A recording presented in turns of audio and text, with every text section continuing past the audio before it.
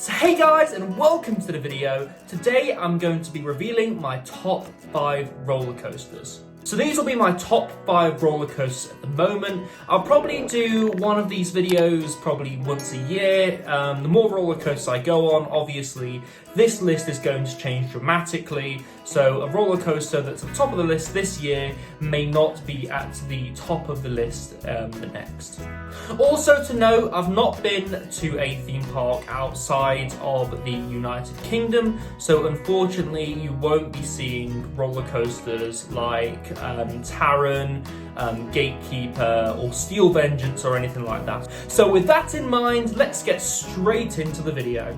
Number 5. So at number 5 we have the Swarm at Thorpe Park. This is currently the UK's first and only winged B&M roller coaster, opening in 2012. Themed to the apocalypse, all around this roller coaster is themed to the ride itself. So it has its own area in the park called Swarm Island where the roller coaster sits. There are no other rides here. The only other thing that they've got is obviously the ride photo booth and a gift shop. But apart from that, there's literally nothing else, and that's why I feel like the roller coaster just occupies this area perfectly. So this roller coaster opened in 2012 and is still smooth to this day. If you want to see my current thoughts on the roller coaster, I suggest that you watch my Thorpe Park vlog, which came out last week. So as I say, I still rate this roller coaster very highly. It goes round those transitions and those inversions with such grace, and as I said in my video, the Thorpe Park vlog, it gets me every time when it goes over the loop at the top of the lift hill. I just absolutely love this roller coaster, and it offers a completely different experience to whether you sit on the left or the right or the front or the back, and that is the best part about this roller coaster. No matter where you sit on this ride, you will get essentially a different experience every time. Obviously you're on the same ride, but you may feel more force on the back, where you get more hang time on the front. It's just the dynamics of this roller coaster that really make it for me. Number 4. So next we have the Smiler, opening again in 2012. This was Gerstlauer's first Infinity style coaster.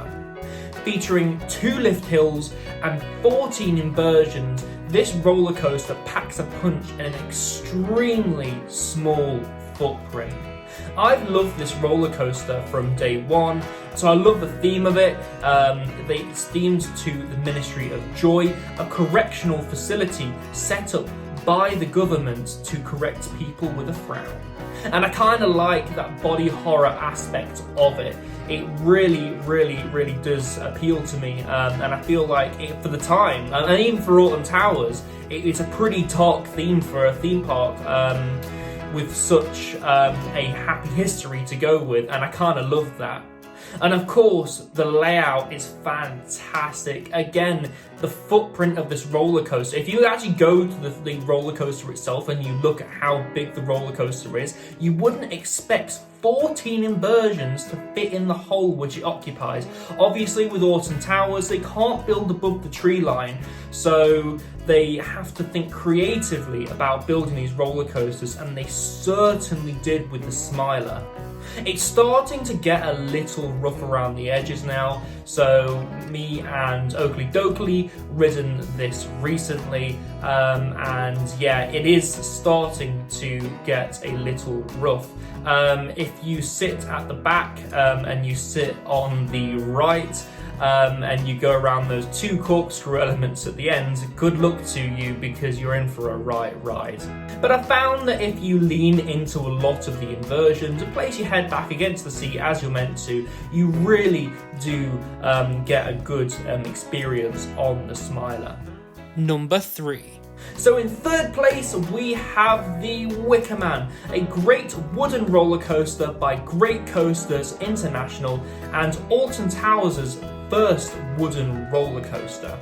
So it was no secret that in 2018 the UK really needed a new wooden roller coaster. And Alton Towers really stepped up to the plate, and they really gave us something special with Wicker Man. So the Wicker Man is themed to a medieval village that's located in the woods. When you go to this medieval village, they sacrifice you to the Wicker Man as they believe that this brings them good luck. So the layout on this roller coaster is absolutely fantastic. Again, the footprint which this roller coaster actually occupies, if you think about it, is extremely small, especially for how fast this roller coaster actually goes. The footprint is a bit bigger than the Smiler, but don't let that fool you. The footprint is actually really small. It occupies the land that the Flume used to occupy. So, you know, it's got a decent amount of space, but again, not much. You get some serious airtime on this roller coaster and some great intense moments just because of the speed that this roller coaster is going at around these twists and turns. Absolutely fantastic. And obviously you have that fantastic theming structure in the middle that you sort of interact with multiple times during the ride. And if you go on a good day to Alton Towers, you will actually see fire effects come from that structured shoulders. This ride really makes for a great night ride, and if you go to Scarefest or the fireworks event where late night riding is available, I highly recommend that you actually go on the Wicker Man. Even if you go on a normal day, just ride the Wicker Man in the morning and ride it in the evening. You will find that the Wicker Man is more of an intense ride in the evening just because it's had time to warm up throughout the day. And again, like the Swarm actually, it's a fairly dynamic ride in that respect, and that's partly why I love it so much. You can have a different ride based on what time of day you actually ride this. Number 2. So in my second spot, I have Icon at Blackpool Pleasure Beach. Opening in 2018, this was the UK's first Mack multi-launch roller coaster. This was also one of Blackpool's first investments in a while, and boy, did they really make the right decision. This roller coaster is themed to a Japanese Zen garden. I talk more about this in my Blackpool Pleasure Beach review that is on the channel for you to go check out if you want to hear more about my thoughts of this.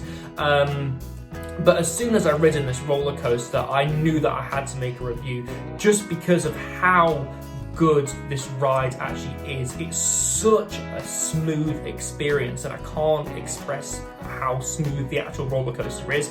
If you haven't ridden this, it's definitely worth the trip down to Blackpool Pleasure Beach to actually go ride this roller coaster. It really took me by surprise the first time that I ridden it, especially when we launched out of the station and went into that first top hat element. What a great pocket of airtime. And again, the way that this roller coaster hugs the terrain is absolutely fantastic in some parts. I tell you what, I can't name a roller coaster in the UK genuinely at the moment that has a better layout than Icon. It really is something special, and you really need to go ride this. Number 1. So in my number 1 spot, I have the Nemesis roller coaster at Alton Towers. Now, me and this roller coaster go way back to when I first went to Alton Towers. This was the first roller coaster that I ever got the chance to ride at Alton Towers. I remember when I went to Alton Towers, I had a bit of a fear of roller coasters, to be honest with you. I can still remember my first ride on Nemesis. It just took my breath away with how good the ride experience was, and that, as you know, that's continued on today. It's still a consistently good ride every time I ride it. Just Some of the moments of intensity are absolutely fantastic. It has inversions in the right places, and man, the way it hugs the terrain offers some great foot chopper elements. Talking about the terrain, let's talk about the theming of this roller coaster, because it sort of fits hand in hand. So the roller coaster is themed around the Nemesis creature. This creature was unearthed during an excavation project. So the story behind it is they tried to chain the Nemesis creature up using the roller coaster tracks that you are riding during the ride. So the fact that this roller coaster has its own area and its own hole is fantastic, and again that fits in with the theming perfectly. You know, the fact that they excavated this Nemesis creature out of the ground. Fun fact for you, they actually had to TNT some of the rock out of the hole just because it was so deep. You know, they were struggling to get the machinery in there to actually mine some of this rock out. And if you look around the rapids, you can actually find some of the very same rock that was in that Nemesis hole originally. They distributed that out as theming to other parts of the park. So if you go down to Katanga Canyon and look at the rapids, you will see some of the Nemesis hole rock placed about there as theming. So yeah, Nemesis is my #1 roller coaster, just because me and it go way back, and every time I go on it, I get a consistently good ride with it. So guys, that was my top 10 roller coaster video. I really hope that you've enjoyed it. If you've stayed this long, obviously you've liked the video, so please do like the video down below by clicking that like button, just to let me know that you have liked it. Also, please click that subscribe button and click the notification bell and turn on all notifications so you don't miss a single video. So thank you very much guys, I've been Ryan from iCoaster, and I shall see you in the next video. Goodbye.